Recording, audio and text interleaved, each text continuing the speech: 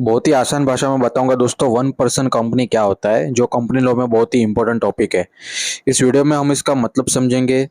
OPC और sole proprietorship में क्या फर्क होता है, वन पर्सन कंपनी के फीचर क्या है, उसका महत्व क्या है, फॉर्मेशन कैसे होता है, कौन कौन से डॉक्यूमेंट लगते हैं, फायदा नुकसान क्या है और बाकी कौन सी रिक्वायरमेंट है वन पर्सन कंपनी की। देखिए दोस्तों, वन पर्सन कंपनी होता है ना, उसमें सिर्फ एक ही मेंबर होता है। वो एक प्राइवेट कंपनी जैसा ही होता है, लेकिन उसके अंदर सिर्फ एक ही मेंबर होता है। अब बात करते हैं प्राइवेट। अभी देखिए दोस्तों, जो प्राइवेट कंपनी होती है ना, उसके अंदर दो लोग होते हैं। लेकिन वन पर्सन कंपनी का मतलब यही होता है कि उसके अंदर एक आदमी होता है, इसलिए उसको ओपीसी बोला जाता है, वन पर्सन कंपनी। और पब्लिक कंपनी में कितने, मिनिमम 7 लोग होते हैं ना। तो अगर मिनिमम 7 लोग है तो उसको पब्लिक कंपनी बोलते हैं। 2 लोग है मिनिमम तो प्राइवेट कंपनी, और एक ही बंदा है कंपनी के अंदर तो उसको वन पर्सन कंपनी बोला जाता है। अब वन पर्सन कंपनी क्यों फायदा देता है, देखिए दोस्तों ना, छोटे छोटे बिजनेस होते हैं ना देश में, जिसको नया नया बिजनेस शुरू करना है तो वो वन पर्सन कंपनी से शुरू करता है, क्योंकि वो बहुत ही इजी होता है और एक ही बंदा होता है तो डिसीजन लेने में भी काफी आसान होती है। मीटिंग रखने का जरूरत नहीं पड़ता ज्यादा वगैरह वगैरह।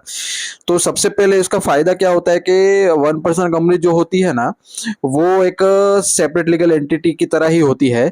और बाकी जो उसके अंदर एसेट वैसेट भी होते हैं। अब बात करते हैं वन पर्सन कंपनी कब होती है, जब बिजनेस का अर्ली स्टेज होता है। अभी समझो मैं एक सिंगल आदमी हूं, मेरे को बिजनेस करना है, तो मैं वन पर्सन कंपनी से शुरू कर सकता हूँ, राइट। स्टार्टिंग में पहले मैं देखूंगा मेरा बिजनेस चल रहा है नहीं चल रहा है, क्या हो रहा है। अगर चल रहा है तो फिर आगे जाके मैं सोचूंगा कि भाई इसको बड़ी कंपनी बनाई जाए। तो तब तक के लिए मैं एक ही बंदा काम करूंगा, राइट। तो इसी को बोलते हैं वन पर्सन कंपनी। तो देखिए दोस्तों, मतलब तो समझ लिया। अभी अभी सबसे मेन बात, वन पर्सन कंपनी जिसको ओपीसी भी बोलते हैं, और सोल प्रोप्राइटरशिप में फर्क क्या होता है। देखिए दोस्तों, ओपीसी जो होती है ना, उसकी सेपरेट लीगल एंटिटी होती है। सोल प्रोप्राइटरशिप में सेपरेट लीगल एंटिटी नहीं होती है। ये सबसे बड़ा फर्क है। दूसरा है लायबिलिटी। वन पर्सन कंपनी जो होती है ना, उसमें ओनर्स की जो लायबिलिटी है वो पर्सनल एसेट से जुड़ी नहीं होती है। और सोल प्रोप्राइटरशिप में क्या होता है, ओनर जो होता है ना, जो कंपनी का जो मतलब जो मालिक होता है प्रोप्राइटरशिप का, उसका जो पर्सनल एसेट है वो भी लायबल होता है बिजनेस के डेट को कवर करने के लिए। तो इसलिए, क्योंकि ओपीसी जो वो सेपरेट एंटिटी है ना, कंपनी अलग हो गई, कंपनी के अंदर जो एक बंदा है सिंगल, वो अलग हो गया, तो उसका एसेट अलग है, कंपनी का एसेट अलग हो गया। लेकिन सोल प्रोप्राइटरशिप में क्या होता है, दोनों जुड़ा हुआ होता है, आदमी भी और कंपनी दोनों को एक ही मानता है। तो जो आदमी का जो एसेट है ना पर्सनल, वो भी लायबल हो जाता है कंपनी का डेट चुकाने के लिए, राइट। अभी रिस्क की बात करते हैं तो ओपीसी देखो, ओपीसी में मैंने आपको पहले बताया कि वो सेपरेट एंटिटी है, तो उसका एसेट अलग है। आदमी का एसेट तो पर्सनल एसेट है, वो बच जाता है। तो ओपीसी में ना रिस्क जो है वो कम होता है। और सोल प्रोप्राइटरशिप में क्या होता है, रिस्क जो है वो ज्यादा होता है, क्योंकि वो फुल्ली लायबल हो जाता है, उसका जो खुद का एसेट है वो भी उसको लायबल करना पड़ेगा।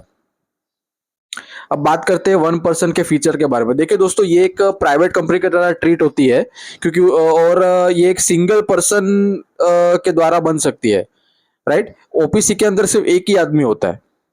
तीसरा पॉइंट है, OPC get special benefit and exemption under companies act that are not available to other companies. कुछ कुछ एग्जेम्पशन ऐसे होते हैं जो बाकी कंपनी को अवेलेबल नहीं होते कंपनीज एक्ट में, लेकिन ओपीसी को दिया जाता है। सोल, अगर समझो अभी जैसे मैंने आपको बताया, ओपीसी में एक ही बंदा होता है जो कंपनी बनाता है, लेकिन वो एक ही बंदा मर गया तो क्या होगा। उसने देखो, कंपनी बनाने के टाइम पे है ना, नॉमिनी क्या बोलते हैं, नॉमिनी का नाम ऑलरेडी रजिस्टर किया जाता है। नॉमिनी पता है क्या होता है, बैंक में भी नॉमिनी होता है। अगर आपका बैंक अकाउंट है तो आप अपने किसी फैमिली मेंबर को नॉमिनी रख सकते हो कि आपके बाद उनको वो पैसे को ऑपरेट कर सके, राइट। तो ओपीसी में भी ऐसा होता है। भगवान ना करे आपको कुछ हो, लेकिन मैं सिर्फ एग्जांपल दे रहा हूँ। तो नॉमिनी क्या होता है, वो कंपनी चला भी सकता है और वो डिक्लाइन भी कर सकता है, नहीं भाई मेरे को न्यू मेंबर कंपनी का नहीं बनना है। अदर कंपनीज में क्या होता है, कंटिन्यू एग्जिस्टेंस होता है रिगार्डलेस ऑफ मेंबर्स, क्योंकि अदर कंपनी जो है तो बड़ी बड़ी होती है ना, तो उसका लाइफ स्पेन जो है वो जाहिर सी बात है लंबा ही होता है। एक्चुअली वो अमर होती है, वो मरने के बाद भी कंपनी चलती रहती है। अब आगे बढ़ते हैं तो sole member must appoint a nominee while registering the company. The nominee takes over if the member die. जैसे मैंने आपको पहले बताया, नॉमिनी जो है वो बहुत ही जरूरी होता है। अगर सोल मेंबर मर गया तो कौन जवाबदारी लेगा कंपनी की, नॉमिनी, राइट। लास्ट पॉइंट है the law doesn't require specific minimum amount of capital. OPC में कोई ऐसा नहीं होता, अभी जैसे प्राइवेट और पब्लिक कंपनी में क्या होता है, अमाउंट कुछ तो अमाउंट होना चाहिए ना, तो ही कंपनी बनेगी। विदाउट पैसा थोड़ी कम बिजनेस होता है। लेकिन ओपीसी में ऐसा कुछ नहीं होता है कि भाई मिनिमम अमाउंट चाहिए अपने को। अब बात करते हैं और भी अदर इंपॉर्टेंट पॉइंट्स है। देखिए दोस्तों, ओनली इंडियन सिटीजन जो होते हैं ना, इंडियन सिटीजन एंड रेसिडेंट्स जो होते हैं ना, नेचुरल पर्सन, वही लोग कंपनी बना सकते हैं ओपीसी की। 1% कंपनी कौन बना सकता है? भारत का नागरिक होता है वो, और भारत में जो रहता है वो बना सकते हैं। और यही दो आदमी, यानी कि भारत का नागरिक, भारत में रहने वाला सिटीजन और रेसिडेंट्स, वही नॉमिनी बन सकता है। यानी कि दोनों भी भारतीय होने चाहिए और भारत में रहने वाले होने चाहिए। दूसरा पॉइंट है, person can only set up one OPC at a time. एक अभी मेरे को ओपीसी बनाने, तो मैं अपनी जिंदगी में एक ही बना सकता हूं। ऐसा नहीं कि भाई 5 ओपीसी खोल के रखा है, ठीक है ना। दूसरा है, the law doesn't allow the same person to create more than one OPC. Similarly, someone who is the nominee for a one OPC cannot be nominee for another OPC. अगर मुझे किसी, अभी अभी समझो आप कंपनी बना रहे हो, 1% कंपनी, और मैं आपका पक्का दोस्त हूँ, आपने मुझे नॉमिनी बना दिया कि भाई आपके बाद मैं ओपीसी संभालूंगा। लेकिन मैंने अगर आपके ओपीसी में नॉमिनी मैं आ गया हूं, तो मैं किसी दूसरे फ्रेंड के कंपनी में ओपीसी नॉमिनी नहीं बन सकता उसके ओपीसी में, राइट। मैं एक ही जगह पे एक ही ओपीसी में रह सकता हूँ। और जो ओनर होता है, जो ओपीसी 1% कंपनी है, वो भी एक ही कंपनी ओपीसी खोल सकता है। तो ये सबसे बड़ा पॉइंट है दोस्तों। तीसरा है, minor can not be a nominee. जाहिर सी बात है, माइनर को कुछ पता ही नहीं होता है कि भाई कायदा कानून क्या होता है, उसको कोई भी बेवकूफ बना के फायदा उठा सकता है। और आगे बढ़ते हैं तो, a minor cannot be a nominee or own shares within with beneficial interest in the 1% company। जाहिर सी बात है, माइनर का कुछ मतलब ही नहीं होता। An 1% company loses its status once it exceeds the limit set by the Companies Act 2013। If the paid up capital crosses the rupees 50 lakhs or its average annual turnover gets over 2 crore, it must convert to a private और public company within 6 months. अगर ये जो amount मैंने दिखा है ना, 50 लाख और 2 करोड़, ये क्राइटेरिया फुलफिल हो जाता है, तो जो 1% कंपनी है उसको पब्लिक या प्राइवेट कंपनी में कन्वर्ट होना पड़ेगा 6 महीने के अंदर अंदर। तो जो भी कागज पत्र है वो तैयार करना पड़ता है, जो लीगल पेपर होता है वो। कंपनी ऐसे ही नहीं बन जाती। An OPC cannot be changed into a or formed into a Section 8 company. Section 8 company में आपको एक अलग वीडियो बनाऊंगा, उसमें आपको समझ में आ जाएगा। फॉर्मेशन ऑफ ओपीसी, देखिए दोस्तों, मैंने आपको अब तक बताया कि ओपीसी क्या होता है, उसके फीचर क्या होते हैं, और क्या क्या होता है वो। लेकिन फॉर्मेशन कैसे होता है ये भी जरूरी है। तो मैंने ये काफी शॉर्ट बनाया हूं, मैं ज्यादा डिटेल में जाने का जरूरत नहीं है। सबसे पहले तो डिजिटल सिग्नेचर लगता है डायरेक्टर का। बाद में मेमोरेंडम ऑफ एसोसिएशन और आर्टिकल ऑफ एसोसिएशन लगता है। कंपनी का नाम सोचना पड़ेगा। डीन नंबर भी होता है, वो भी लेना पड़ता है। सिग्नेचर सर्टिफिकेट होता है, डिजिटल सिग्नेचर सर्टिफिकेट, वो भी लेना पड़ता है। और बाकी के जो प्रूफ है वो भी अटैच करने पड़ते हैं, फाइल करने पड़ते हैं। और फिर सर्टिफिकेट ऑफ इनकॉर्पोरेशन, यानी कि कंपनी का बर्थ सर्टिफिकेट होता है वो, इनकॉर्पोरेशन। कंपनी बन गई तो सर्टिफिकेट मिलता है जिसको बोलते हैं सर्टिफिकेट ऑफ इनकॉर्पोरेशन, राइट। तो मतलब यही चीज के बाद आप बिजनेस को चालू कर सकते हैं। अब कौन कौन से डॉक्यूमेंट लगते हैं ओपीसी बनाने में? सबसे पहले तो प्रोफेशनल डिक्लेरेशन रहता है, बाद में मेमोरेंडम ऑफ एसोसिएशन, जैसे मैंने आपको यहाँ पे बताया। आर्टिकल ऑफ एसोसिएशन लगता है, इसके ऊपर मैंने ऑलरेडी मेमोरेंडम में तो ऑलरेडी एक वीडियो है, वो मैं आपको आप देख सकते हो जाके। डायरेक्टर्स डिक्लेरेशन होता है, प्रूफ ऑफ रजिस्टर ऑफिस होता है, लाइट बिल है, फिर रेंट एग्रीमेंट है वगैरह। नॉमिनी का कंसेंट होता है, आधार कार्ड पैन कार्ड लगा के जो भी है। तो ये काफी शॉर्ट में मैंने आपको बताया, डिटेल में जानने की जरूरत नहीं। अब बात करते हैं दोस्तों ओपीसी के एडवांटेज के बारे में। सबसे पहले तो लीगल प्रोटेक्शन है। The founder is personally not liable for the companies loss. क्योंकि मैं आपको पहले ही बताया था, ओपीसी जो है वो क्या होता है, एक सेपरेट एंटिटी होती है। जो अंदर का जो सिंगल बंदा होता है उससे अलग होती है, तो उसका एसेट भी अलग होगा।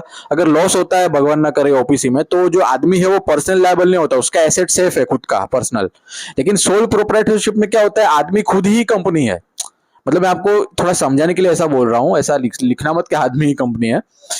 लेकिन सोल प्रोप्राइटरशिप में क्या होता है, आदमी का जो पर्सनल एसेट है वो भी दाव पे लगाना पड़ता है कंपनी का ऐसे डेट चुकाने में। दूसरा है easy funding. 1% company can raise money more easily than the sole proprietorship. तीसरा है लेस कंप्लायंस।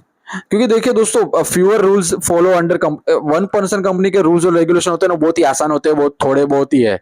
तो ज्यादा मगजमारी नहीं करना आपको उसको बनाने में और चलाने में, तो ये बहुत फायदा है। चौथा है सिंपल सेटअप। अब एक ही आदमी है, सारा डिसीजन खुद ही लेगा, वो कहाँ उसको क्या करना है वो सारा चीज खुद ही सोचेगा, तो उसको मीटिंग रखने की जरूरत नहीं है। ऐसा भी नहीं होएगा कि भाई एक आदमी मान गया, 5 लोग नहीं मान रहे, भाई खुद ही मालिक है, खुद ही खाता है, खुद ही कमाता है, राइट। तो सिंपल सेटअप हो गया। पांचवा है एफिशिएंट मैनेजमेंट। एक ही आदमी है तो डिसीजन भी क्विकली लेगा वो, उसको मीटिंग रखने की जरूरत नहीं है, किसी का ओपिनियन लेने का या देने का जरूरत नहीं है। छठा है कंपनी कंटिन्यूटी। नो, अब continue exit even if the member, देखो दोस्तों, मैंने नॉमिनी का बताया था आपको, वो कंटिन्यू रहता है। Increase the director compensation. Director in OPC can earn higher salary compare to those in other types of companies. तो ये तो मैंने आपको सिर्फ पढ़ने के लिए बता दिया। No requirement for annual meetings, ये भी एक बहुत बड़ा एडवांटेज है। फिर ये सब आप देखो दोस्तों, लिखोगे तो भी चलेगा, नहीं लिखोगे तो भी इतना डिटेल में जाने का जरूरत नहीं है। डायरेक्टर का signature can easily personally sign the annual returns, hiring company secretary is not required. तो बहुत ही देखिए दोस्तों, बहुत ही आसान लैंग्वेज में मैंने ये बनाया हूँ, तो आई होप आपको समझ में आ रहा है। अब आगे बढ़ते हैं, तो ये डिसएडवांटेज क्या है। सबसे पहले तो लिमिटेड ग्रोथ है। 1% कंपनी जो होता है ना, इस छोटे बिजनेस के लिए काम आता है, तो छोटा बिजनेस छोटा ही होता है ना, उसको ग्रो करने में टाइम बहुत लगता है।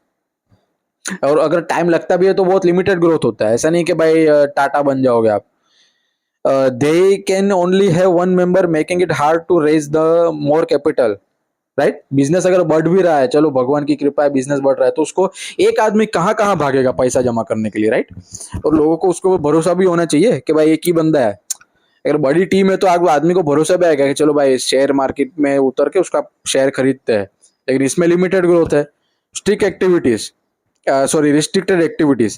OPC cannot engage in non-banking, financial investment और charitable work, limiting their scope of operation.